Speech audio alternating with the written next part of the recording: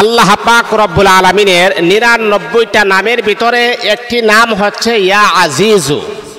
ইয়া আজিজু নামের এতটাই পাওয়ারফুল শক্তি আমার আল্লাহ রেখে দিয়েছেন, কারণ কোরআনুল কারীমের ভিতরে আল্লাহ পাক বলতেছেন, হে আমার বান্দা, ওয়ালিল্লাহিল আসমাউল হুসনা ফাদউহু বিহা।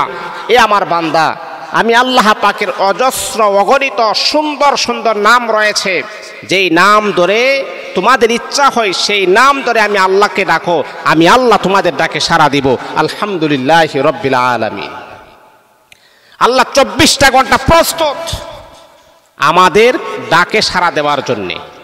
যেইভাবে ডাক দিলে, যেইভাবে আল্লাহ পাককে স্মরণ করলে আল্লাহ পাক আমাকেও স্মরণ করবে, সেইভাবে আমরা স্মরণ করতে পারি না, সেইভাবে আল্লাহকে আমরা অনুকরণ করতে পারি না। এটাই হচ্ছে আমাদের সবচাইতে বড় ব্যর্থতা। আল্লাহ পাক রব্বুল আলামিন বলে, বান্দা, ওয়ালিল্লাহিল আসমাউল হুসনা ফাদউহু বিহা। আমি আল্লাহ পাক রব্বুল আলামিনের সুন্দর সুন্দর নামগুলা রয়েছে, যেই নাম ধরে তোমাদের ডাকতে ভালো লাগে সেই নাম ধরে আমি আল্লাহ পাক রব্বুল আলামিনকে স্মরণ করো। ও বান্দা, তুমি জানো নি আমি আল্লাহ তো কোরআনুল কারীমের ভিতরে বড় সুন্দর করে বলেছি, উদউনি আস্তাজিব লাকুম। আমাকে ডাকো, অবশ্যই অবশ্যই আমি আল্লাহ তোমাদের ডাকে সাড়া দিব। আল্লাহ আবার বলে, বান্দা, ফাযকুরুনি আযকুরুকুম। আমাকে যখন তুমি স্মরণ করবা আমি আল্লাহও তোমাকে স্মরণ করব।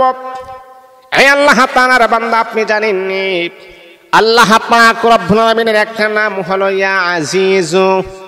এই নামের এতটাই পাওয়ারফুল শক্তি, এই নাম পড়লে যে কোনো মানুষকে আপনি বসে আনতে পারবেন, এমনকি আপনার স্ত্রী যদি আপনার কথা না শুনে। বাবারে, আপনি আপনার স্ত্রীকে এতটাই মহাব্বত করেন, স্ত্রীকে এতটাই ভালোবাসেন, আপনার স্ত্রী বাবার বাড়ি চলে গেছে আর আসতে চাই না, সে আপনার ফোনটাও ধরে না, তাহলে বাবা আমি আপনাকে বলবো আল্লাহ পাকের নামটা আপনি 140 বার আপনি পড়বেন, 41 বার আপনি পড়বেন। আল্লাহ পাকের অশেষ মেহেরবানিতে আপনার স্ত্রী আপনার কাছে চলে আসবে। ইয়া আজিজু, এই নামটা আপনি 141 বার আপনি পড়ুন, আর আপনার স্ত্রীর নাম নিয়ে মালিকের কাছে দোয়া করেন, আল্লাহ তুমি তো জানো আমি কি উদ্দেশ্যে তোমার কাছে 2টা হাত বাড়াইয়া দিয়েছি। আল্লাহ তুমি তো অন্তরের খবর জানো, তুমি তো আলিমুল গায়ব। আল্লাহ আমার স্ত্রী চলে গেছে, বাবার বাড়িতে আর আসতে চাই না, এমনকি আমার নাম্বারটা পর্যন্ত ব্ল্যাক লিস্টে ফালিয়ে দিয়েছে, আমার 2টা মেয়ে আছে, ছেলে আছে। আল্লাহ স্ত্রী যদি এই মুহূর্তে চলে যায় তাহলে আমার সন্তানগুলো এতিম হয়ে যাবে, আমি এটাকে নিয়ে কি করব? আল্লাহ তুমি একটা ফাইসালা করে দাও। এমনও হতে পারে স্বামী আপনার কোনো খোঁজ খবর নেই না, এই মা, তাহলে আপনি আমলটা আপনি করবেন।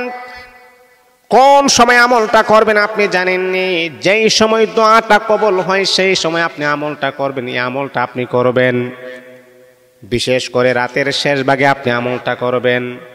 আপনি 4 রাকাত তাহাজ্জুদের নামাজ পড়বেন, তারপরে আপনি ইয়া আজিজু ইয়া আজিজু ইয়া আজিজু এটা 141 বার পড়বেন। রাতের শেষ ভাগে আল্লাহ পাক প্রথম আসমানে চলে আসেন, ওই সময় তিনি তার বান্দাকে ডাকেন, বান্দা তোর কি সমস্যা, হে বান্দা তোর কি হাজত, হে বান্দি তোর কি প্রয়োজন। দুনিয়ার মানুষের কাছে বললে কোনো ফায়দা হবে না, কোনো লাভ হবে না, কোনো উপকার হবে না। মা, আপনার মনের ভিতরে অনেক কষ্ট, আপনার মনের জ্বালা যন্ত্রণা কাহারো কাছে আপনি বলতে পারতেছেন না।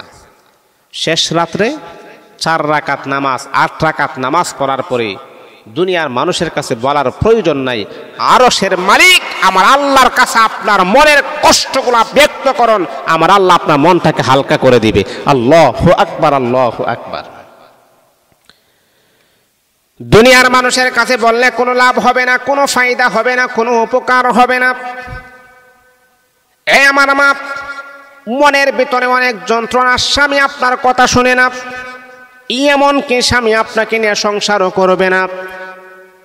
বিদেশ থেকে আপনাকে ফোনের মাধ্যমে বলে তোমাকে আমি ছেড়ে দিব, তোমাকে নিয়ে আমি সংসার করব না। এমন অনেক নারী আছে আমাকে ফোন দিয়ে বলে, হুজুর এখন আমি কি করব, আমার 2টা ছেলে মেয়ে আছে, এখন আমি কার কাছে যাব, আমার মাও নাই বাবাও নাই। হুজুর আপনি আমাকে একটা পরামর্শ দেন। ও মা, আমি আপনাকে বলছি শুনেন, হয়রানি হওয়ার কোনো কারণ নাই, টেনশন করার কোনো কারণ নাই। এই মুহূর্তে যে আমলটা আমি আপনাকে বলবো, রাতের শেষ ভাগে 4 রাকাত তাহাজ্জুদের নামাজ পড়বেন।